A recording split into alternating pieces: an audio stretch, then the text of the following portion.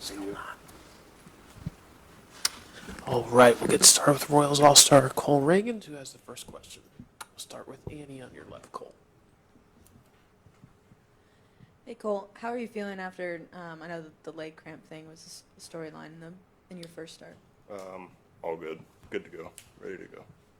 And then I just wonder, after your first start, first postseason experience, what did you learn about yourself, the postseason in general, your team, and all that? Yeah, I mean, it's the same game. You know, obviously maybe a little louder, but at the end of the day, after the first pitch, the nerves kind of settle down a little bit, and it's the same game of baseball we've played all year. So just trying to keep that mindset of just, execute, and it's the same game of baseball, just a little louder.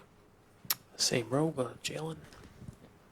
Cole, what have you thought of some of your teammates, especially Seth Lugo doing what he did in Game 2, and then Michael Wacha going into this Game 3 tonight, just pitching-wise? I mean, they're incredible. They have postseason experience. They're obviously unbelievable pitchers. We're lucky to have them. Glad they chose Kansas City, and we wouldn't be here without them.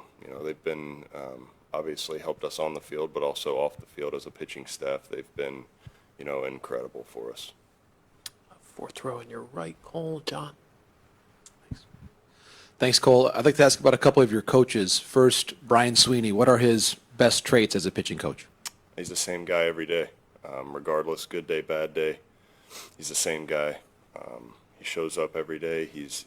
We're doing our homework to prepare for the game, but he's also doing his to make sure that we're prepared the best we can be to go out there and compete and, win a game.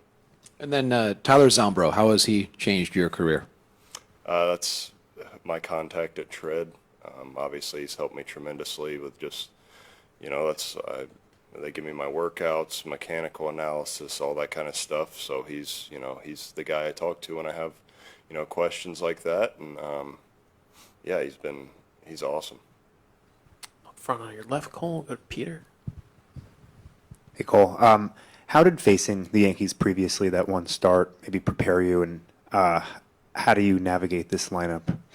I mean, do my homework and execute. I mean, if I execute my pitches, I feel like I have a pretty good chance. Obviously, they're an unbelievable team. They have, two of the best hitters in baseball. But just execute. That's my goal. Trust the guys behind me and execute.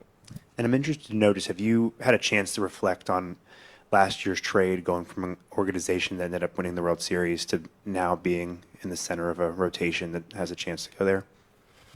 Yeah, I mean, I watched all the postseason games last year. I have some friends that I'll have for the rest of my life in Texas. So, yeah, I mean, I watched all those games.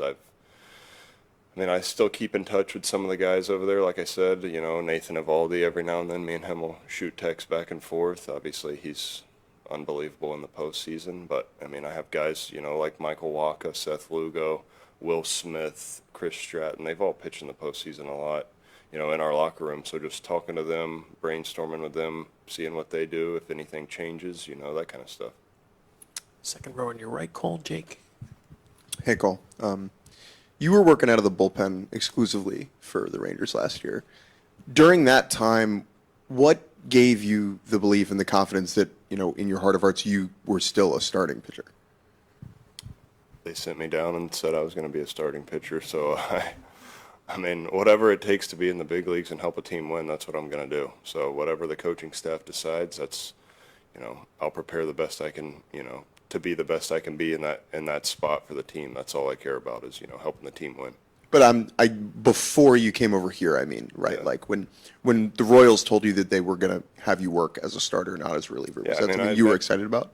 Yeah, I'd been a starter my whole life leading up to that. So it was just, I had a really good routine, I felt like. So it was going back to that routine. I'd obviously switched up my routine a little bit, becoming a reliever for a few months. So just going back to, the routine I had, tweaking some things and going from there. Go to Jorge, then Ron. Cole, that homework that you mentioned, how much is that centered on Aaron Judge and Juan Soto, navigating those two guys, and what kind of challenges do they provide? Yeah, I mean, it's centered on all 15 guys over there. Obviously those are the two two guys, you got to be careful. You can't make mistakes. They make you pay. So maybe do a little more digging on them too. But I mean, I gotta get 7 other guys out as well. So it's just like I said, doing my homework, figuring out where I can go with certain pitches, where I should kind of stay away from with certain pitches, and go from there. Go to Ron up front. How has the way the Royals worked with pitchers and prepared them been similar, and how different from how the Rangers did it? I mean, it's. I wouldn't say it's too much different in a sense. It's. I mean, everybody obviously has their way of the way they explain things, but it all kind of comes back to the same concepts. Get ahead, stay ahead, fill up the strike zone, command your pitches, and trust the guys behind you. That's the biggest thing I feel like everybody preaches everywhere. And what was the messaging heading into the offseason from the team to you as they wanted to make sure there was a winning mindset coming off last year? I mean, I feel like we have a pretty good thing. We wear the Today shirt. We don't care what happened last year. That's last year. This is this year. We're focused on day by day. And, that's what our mindset was coming into spring training. We expected to, be a lot better. And, we're not done.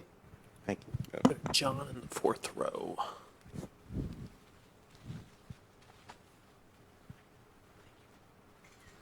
Thanks. Regarding the Today shirt, whose idea was that? Q. Okay. Just, take it day by day. I mean, no need to dwell on yesterday. No need to think about tomorrow. Just focus on today. And when tomorrow comes, we'll focus on that. And then your hometown, Tallahassee, who are the people back there that were most instrumental in you choosing to play baseball? Oh, man. I don't really know. I mean, I grew up obviously playing. I mean, the people that helped me the most, my high school coach, Mike Posey, his son, Micah Posey, Zach Cole. I mean, those were my high school coaches. Had some travel ball coaches in there that really helped me, Matt Gerber, guys like that. But, I mean, growing up, I feel like everybody plays baseball. It's not until like middle school, high school where you really figure out if you love it or not. But I'd say, those guys, Mike Posey is, he saw me in 6th grade and we went from there. So it's, there's quite a few people back home that's, helped me tremendously to get here. And 3rd row on your left, Cole. You mentioned Waka. What can you tell us about him that the average person doesn't know or doesn't see on the day-to-day basis? He's one of the best human beings you'll ever meet in your life. The way he shows up every day, the attitude he brings, he pushes every single person in that locker room to be better every day. If you see him in the dugout, he's always cheering on, whoever's on the mound, at the plate, it doesn't matter. He works unbelievably hard to be prepared to, help the team win every single day. Like I said, just unbelievable human being, obviously an unbelievable baseball player, and we're lucky to have him. Anything else for Cole? All right, Cole, thanks so much for your time. Appreciate it. Thank you.